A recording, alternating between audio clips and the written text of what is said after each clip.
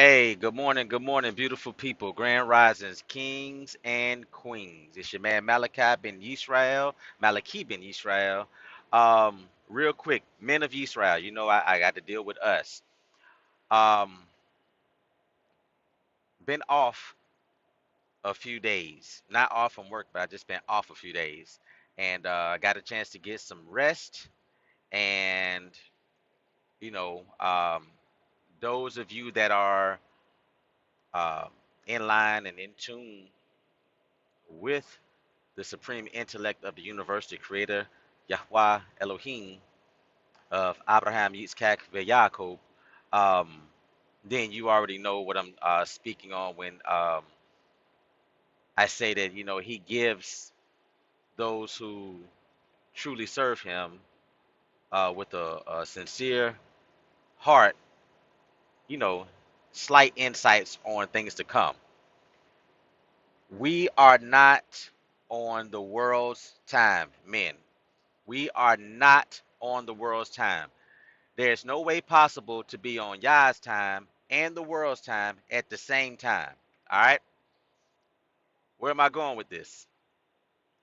We're coming into the next Gentile year, 2020.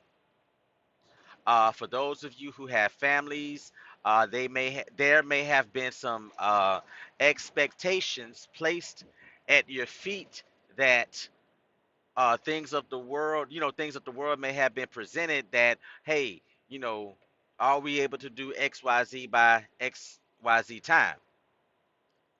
I'm gonna throw this disclaimer out there. There's nothing wrong with doing anything. However, make sure in all things that you do, it's according to Yah's will. And if it's according to Yah's will, it will be in His timing, not our own. We have not learned our lesson yet, Yisrael. Let's go back to coming out of Egypt. You're going to deal with Yah's timing. Moshe had to go up on the mountain and deal with the Most High face to face. He did not leave the rest of Israel with a specific time of when he would return or if he would return. Their only job was to remain steadfast, and Moses' brother, Aaron, was left in charge of the nation. Here is what happens when you are not a qualified leader and you have been placed in charge and you have no authority over anything. The people will persuade you to go against proper instruction. Proof of that is the building and worshiping of the golden calf, because Moses was up there too long. He hasn't come down in their time. They needed something to do right now. We need to be able to do whatever right now. We feel that since we've been brought out of Egypt and everything, oh, everything's supposed to be on and popping and, moving. No. In Yah's timing, that would take place after the time of Moses. In Yah's timing, that would take place after the time of Moses. So everything that the rest of the nation was so, ready to, oh, we got to make this happen. We got to make this happen as if the world was going to end tomorrow. Let me tell you something, all right? If the world end tomorrow, everything that you think you want to do, you can't do anyway. Glad that we know that the world is not ending as the lies that we've been taught in church. The world is not ending. It's going to be renewed.